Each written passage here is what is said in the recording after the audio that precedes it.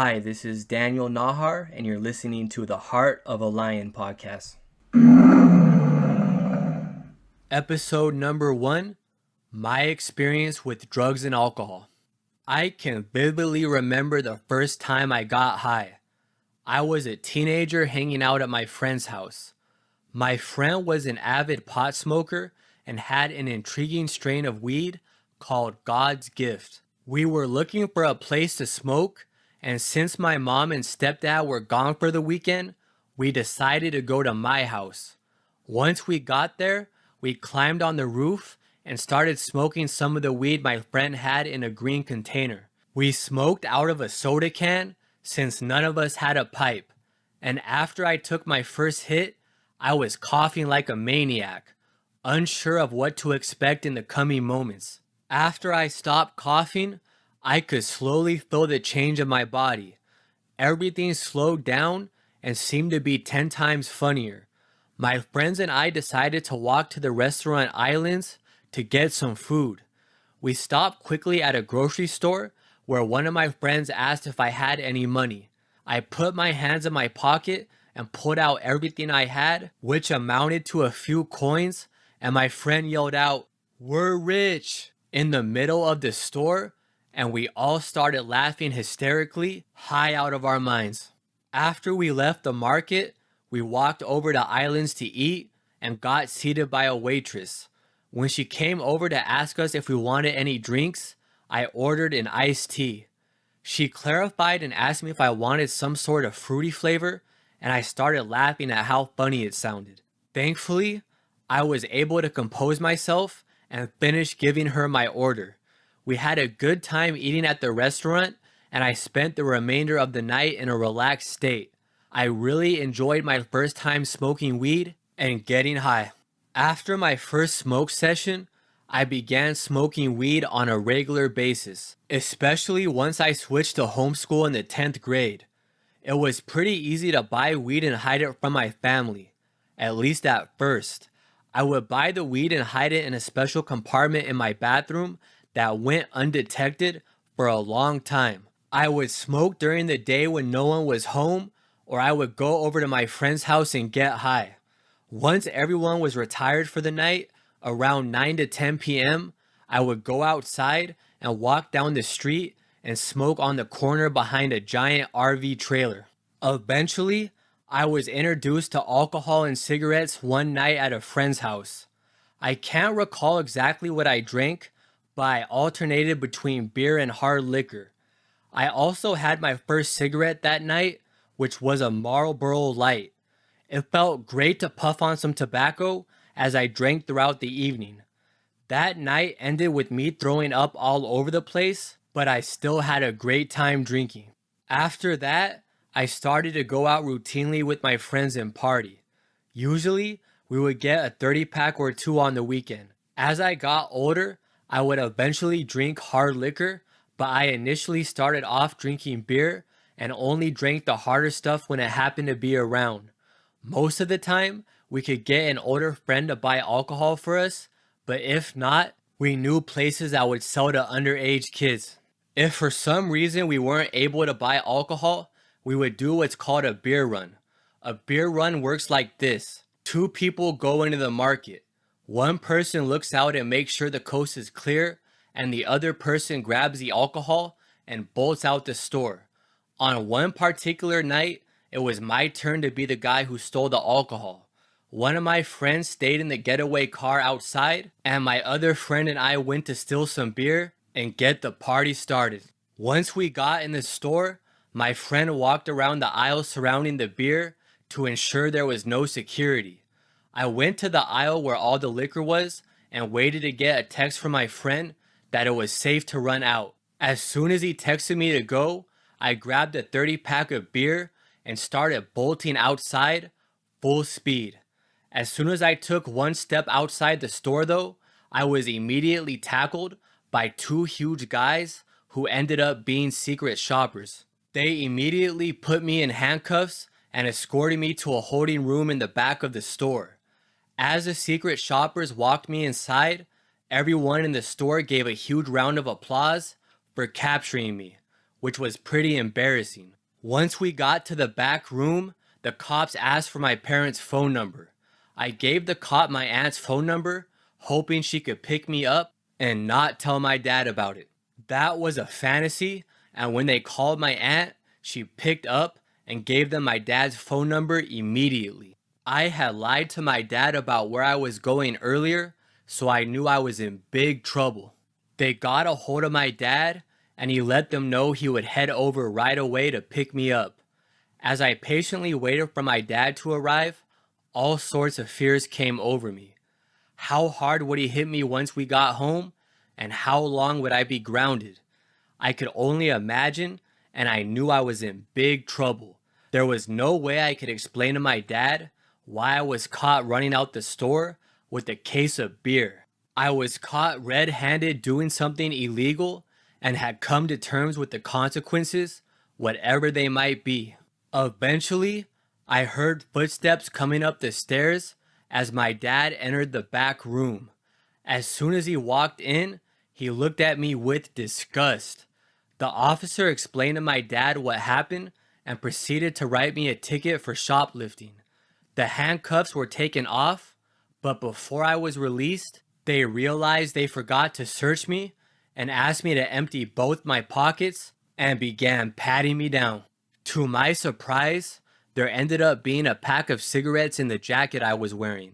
Ironically, it wasn't even my coat or cigarettes. My friend let me borrow his jacket earlier in the day because it was raining, but that didn't matter and made my situation even worse.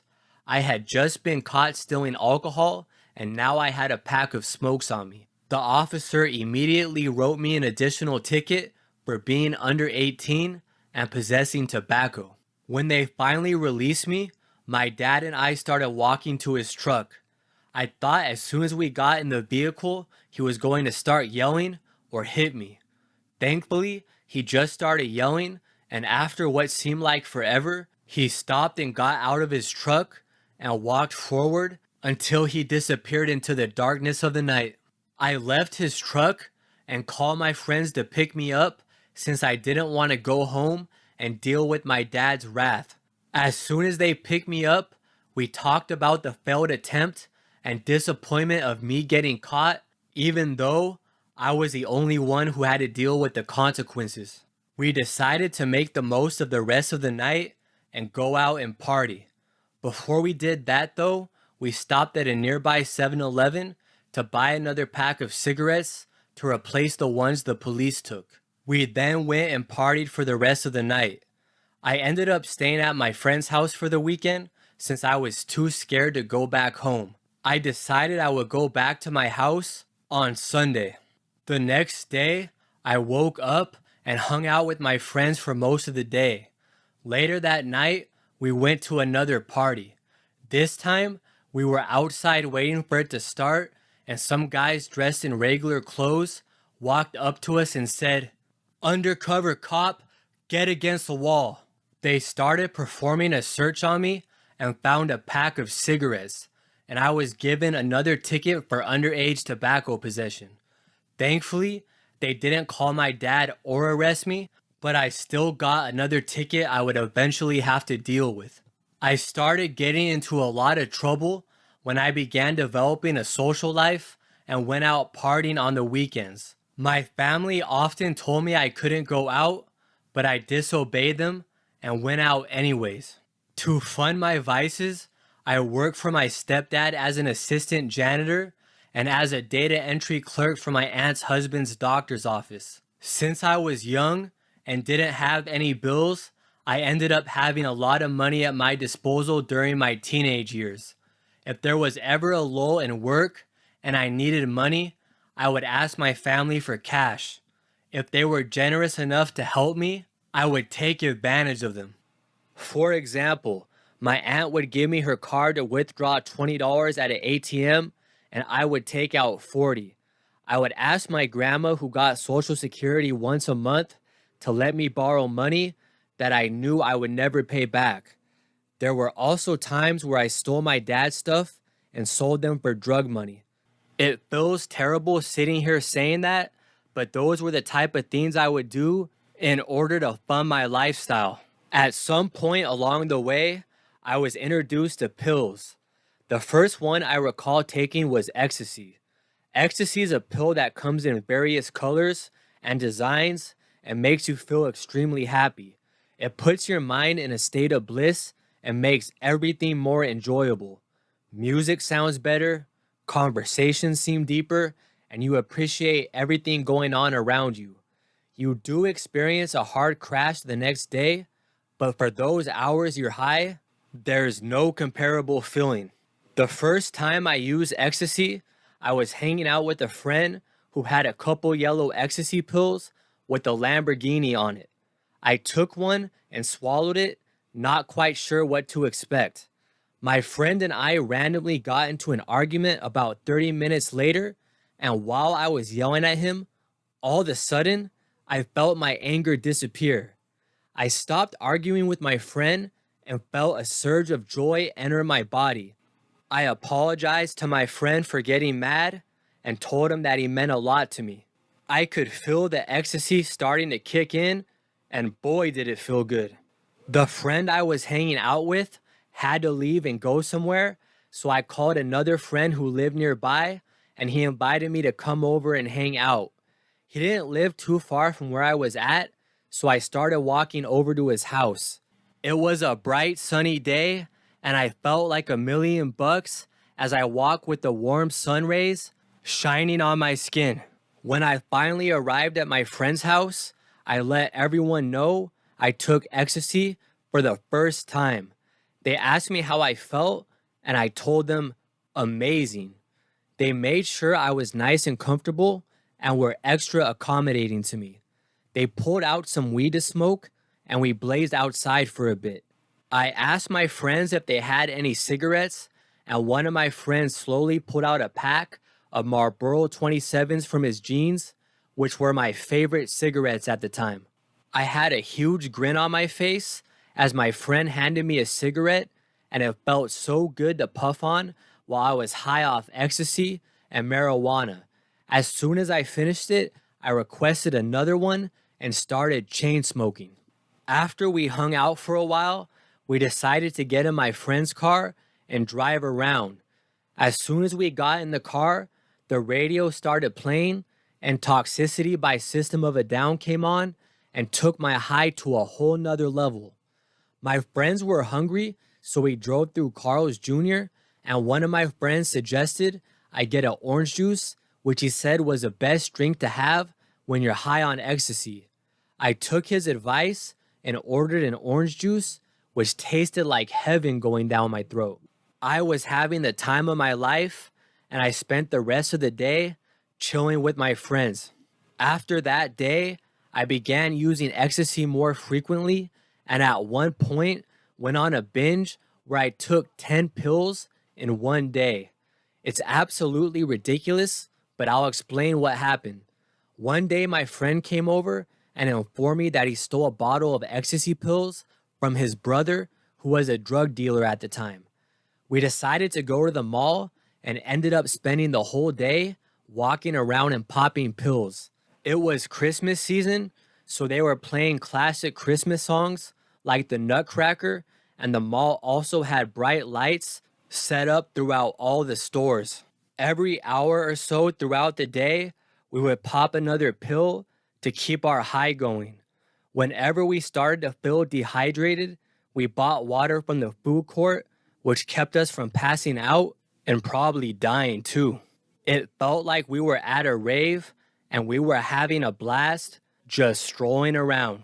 By the end of the day, we were completely drained from all the drug use and ended up crashing at my house. The next day, we got up and my friend left to go home. Shortly after, my family approached me with a small bag that had a mix of ecstasy and Xanax pills. I guess while my friend was sleeping, his drugs fell out of his pants and my family discovered the drugs on our living room floor. I told them the drugs weren't mine, but it was a tough story to sell. They ended up giving it to my mom, who took it to a police station where they tested it and informed my mom of the type of drugs they were. My family wasn't happy with me, and it was a bad look. On top of that, I felt drained from all the ecstasy pills I took days prior at the mall. I reached out to my sister and asked her to take me to the hospital because I felt like something was wrong with me. I asked her to keep it confidential, and she agreed she wouldn't tell anyone in our family.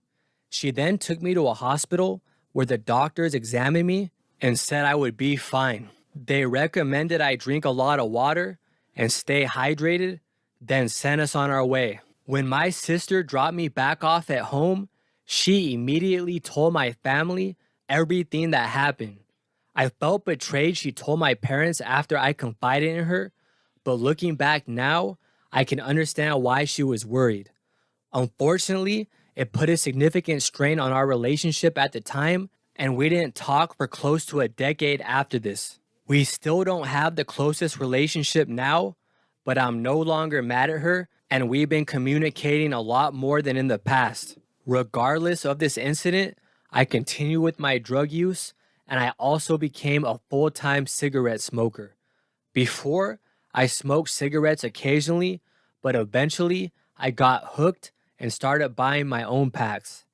There was a tobacco shop near my house that one of my friends who was under 18 bought his cigarettes from, so I walked there hoping to buy cigarettes for myself without any problems. The first time I walked into the store, I walked up to the counter all nonchalant and confidently asked to buy a pack of cigarettes as if I was well over 18 and wouldn't need to show any ID.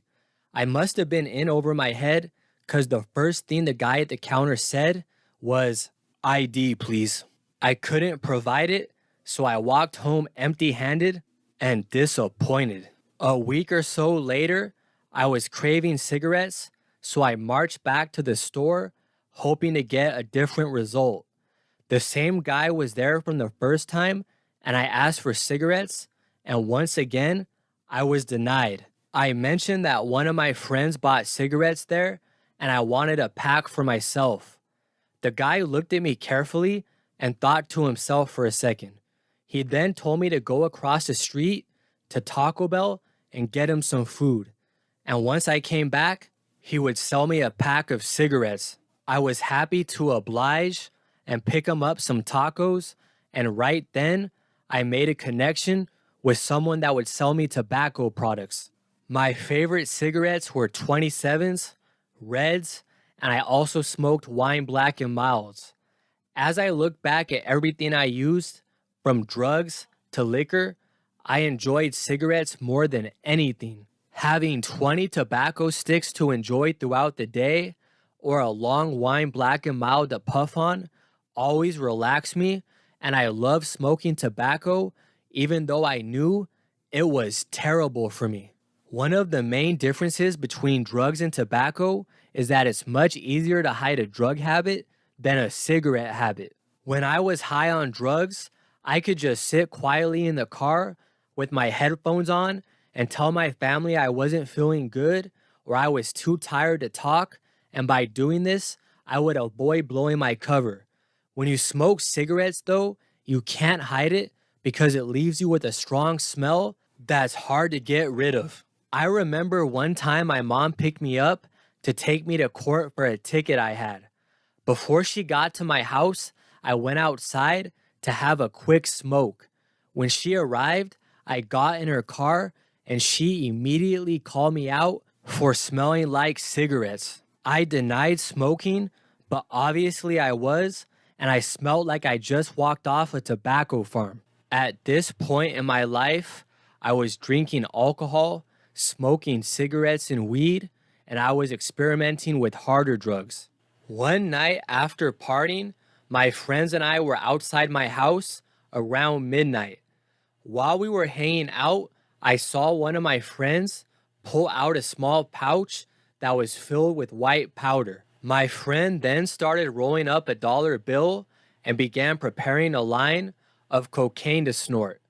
I was both drunk and high and asked my friend to let me try some when he was done. I felt nervous when it was my turn to do a line, but I moved forward with it, curious to try the infamous drug. I didn't feel anything after I snorted the cocaine, but was told to wait patiently until it kicked in. About 10 minutes later, I felt a powerful high come over my body that felt sensational. I lit up a cigarette and started taking strong drags from it, blowing smoke into the air of the night. It was a very pleasant feeling, and I enjoyed every second of it. It definitely lived up to all the hype. Cocaine is a highly addictive drug. It feels so good that you want more of it as soon as you're done. It's one of those drugs that causes people to act desperately to get their hands on it. I remember one night I went across the street to my neighbor's house to hang out, and when I went back to my house, I couldn't find the cocaine I had in my pocket prior to leaving. I went back outside certain I dropped it and probably spent an hour outside on my hands and knees using my phone as a flashlight trying to locate the small bag of cocaine I had. I never ended up finding it, but when I think about this incident, I can't believe how ridiculous I must have looked in the wee hours of the night trying to locate some cocaine on the ground. When you're a drug user, sometimes you can't see how crazy you're acting. Around the same time I started using cocaine, my friends and I also started using promethazine. Most people mix their syrup with soda, but for whatever reason, my friends and I poured it on everything. We dripped it over our cigarettes before we lit it. We poured it on our blunts and bowls of marijuana, and we took turns taking chugs straight from the bottle.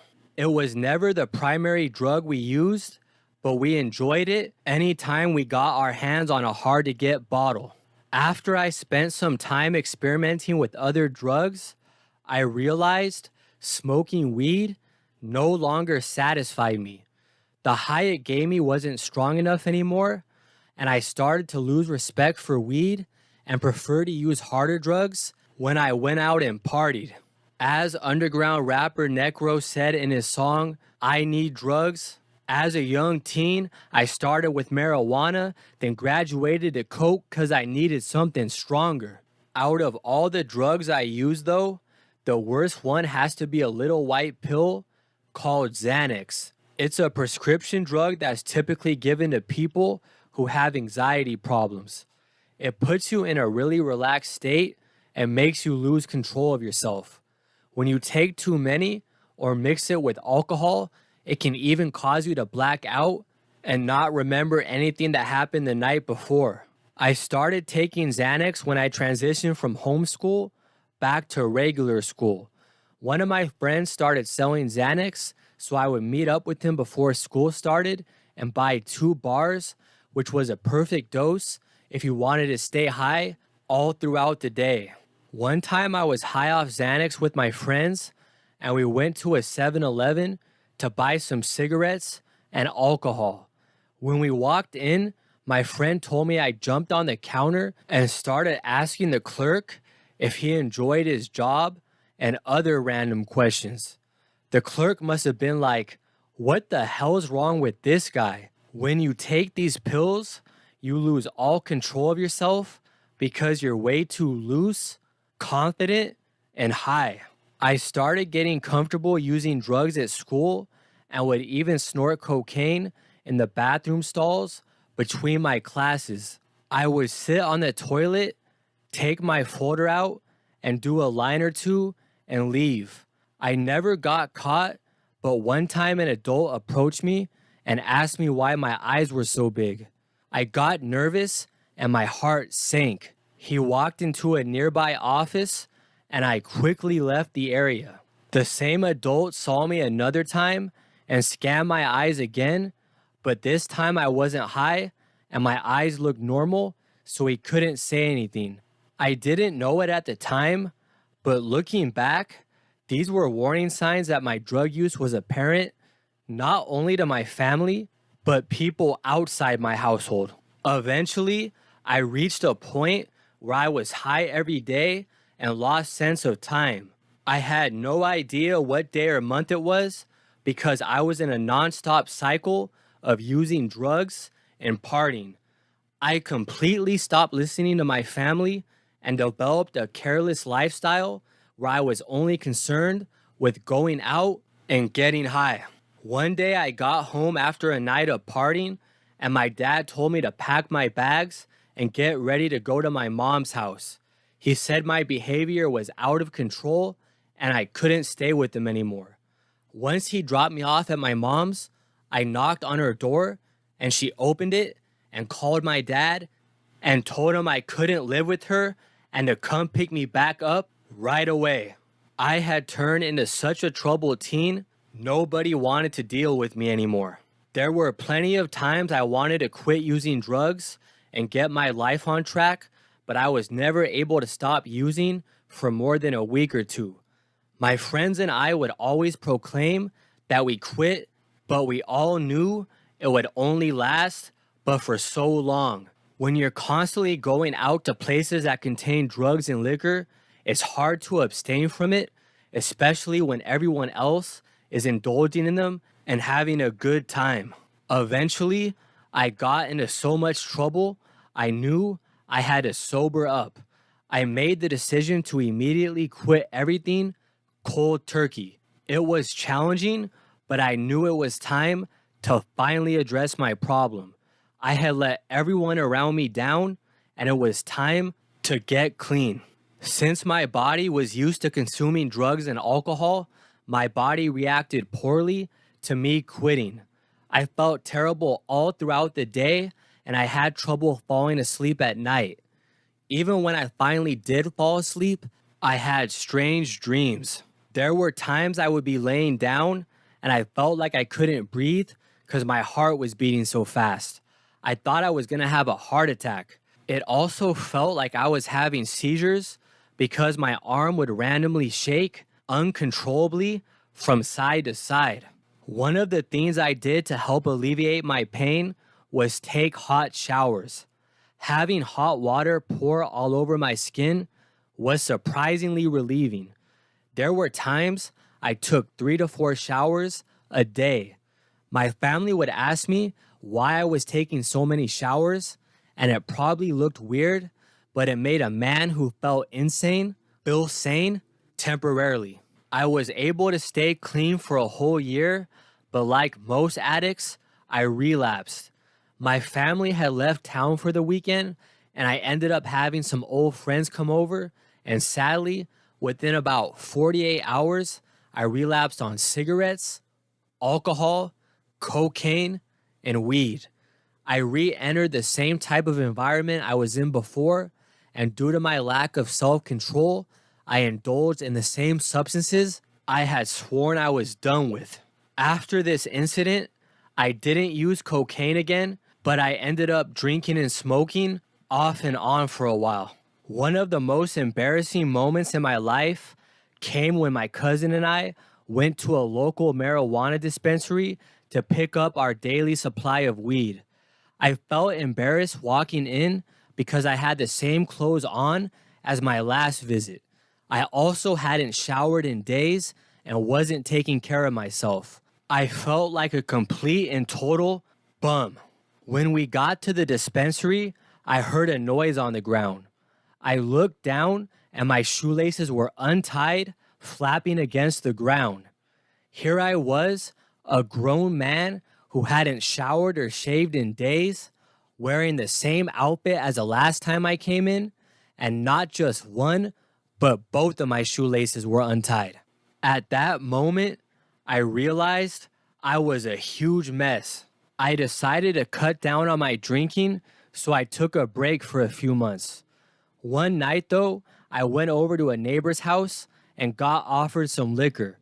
I thought to myself, since I hadn't had a drink in a few months, I'd probably be able to control myself, and I convinced myself it would be okay to have one drink. I started drinking again, and for the first couple times, I was able to drink until I was buzzed and then stop like a responsible person. Unfortunately, this didn't last long, and I went back to my old ways of drinking until I blacked out.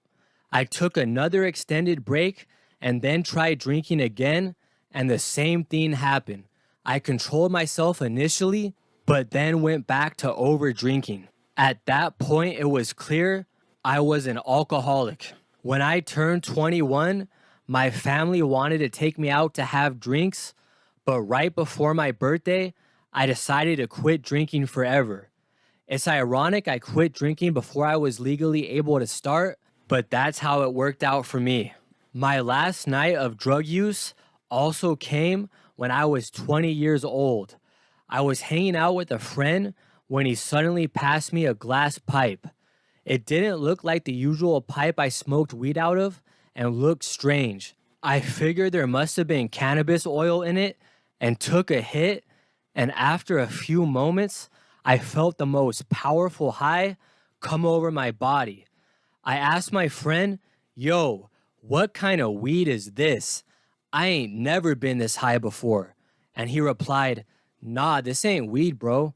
It's crystal meth." I thought briefly to myself how I've been clean from hard drugs for years, and now I relapse on a drug that was far worse than anything I was using before. I felt terrible for a moment, but succumbed to smoking meth all night. I have to say, out of every drug I've used, crystal meth gave me the greatest high. I left my friend's house around 5:30 in the morning and started walking home. As I approached the front of my house, my uncle was in the kitchen making breakfast. He opened the door and looked at me and said, "You're on drugs," in disgust. I walked to the bathroom and looked at myself in the mirror, and my eyes were so dilated, it looked like my eyes were about to pop out their sockets. I went to lay down in bed and felt so disappointed in myself. I may have used drugs a few times after this incident, but sometime before I turned 21, I decided to quit taking drugs and haven't relapsed since. I'm 30 years old now, so I've been clean for about a decade from drugs and alcohol, and it's been several years since I've smoked weed. I know now that I have an addictive personality, and I can't afford to consume these substances ever again. Quitting drugs has been easy for me, but quitting drinking has been a challenge because it's such a big part of our society. Everywhere you go, it seems like people drink, and not everyone is understanding of your decision to be sober. Most people respect me when I mention I don't drink, but if they press me on it, I just tell them I'm an alcoholic. That shuts everybody up instantly. It would be like a guy asking a girl on a date and she tells him that she's a lesbian. There's not much you can say after that. I don't party as much these days and prefer not to be at places where there's drugs and alcohol. Not because I can't control myself, but because it doesn't make sense to put myself around things that previously helped destroy me. A thief shouldn't hang out at a bank, a person with a porn addiction shouldn't be on Pornhub, and an alcoholic shouldn't be at a bar.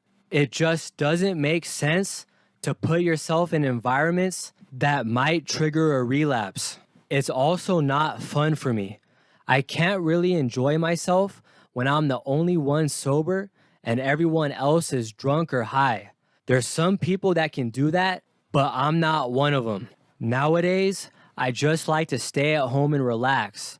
I turn up by laying in bed in my underwear and reading a good book. If I really want to get lit, I'll light a candle or two and get the party cracking. It might not sound like the most exciting way to spend Saturday night, but it works for me. When I look back at my drug and alcohol use, I can see it caused me nothing but problems. Not only did I spend thousands of dollars in tickets and drug and alcohol purchases, but I also hurt my family and made a fool of myself many times. To fund my addiction, I would stop at nothing, and I eventually turned into a compulsive liar who would do or say anything to get some drugs. Drugs are dangerous because they put you in an altered state that you can't reach on your own. Most people know drugs are bad, but still use them so they can temporarily escape the hardships of life. I know I loved getting high, but hated when I came back to reality and my problems were still there with their arms crossed, waiting for me.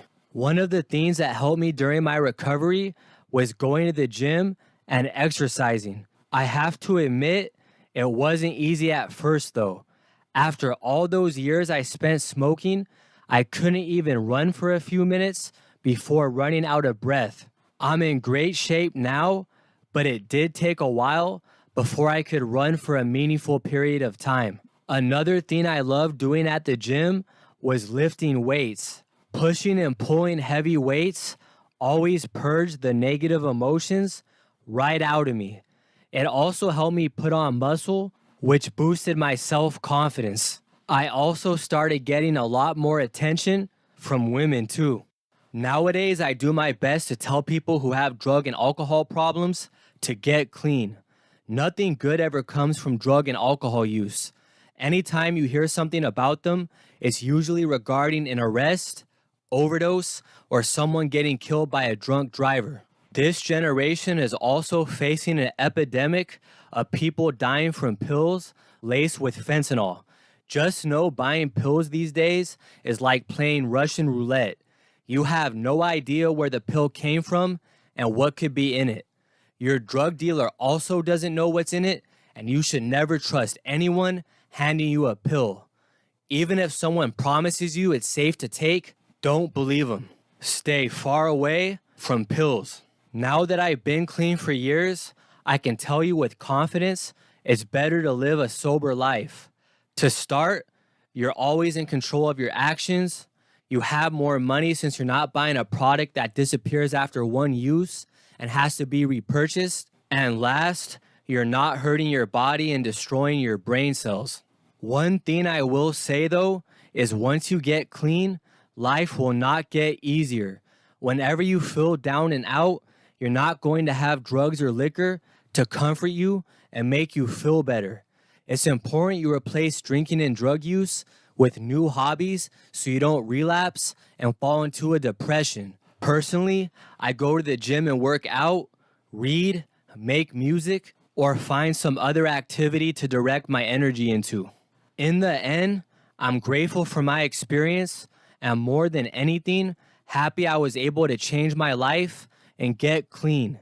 I just hope people who have a problem recognize it and stop before it's too late. What usually happens is someone will start using drugs and progressively get worse until they run into a bad situation that forces them to get clean.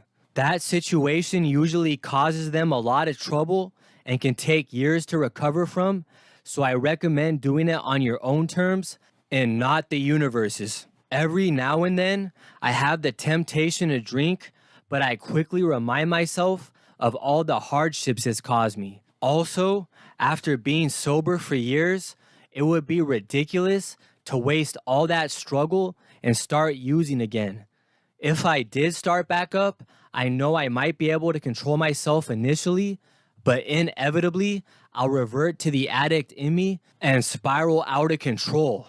I challenge everyone to ask themselves if they have a problem with substance abuse. If you're someone who can drink and control yourself, then by all means, drink up and have a good time. Consider yourself lucky that your DNA allows you to control yourself and drink responsibly. For everyone else, ask yourself if you're being responsible with your consumption. If you can't go out and have fun without drinking or using drugs, you probably have a problem. If you need to have a drink when you get off work to relax, you probably have a problem. If everyone has stopped drinking and you're the only one pouring another drink in your cup, you probably have a problem. Do you have a problem? That's a question only you can answer. Just make sure when you answer it, you're being honest.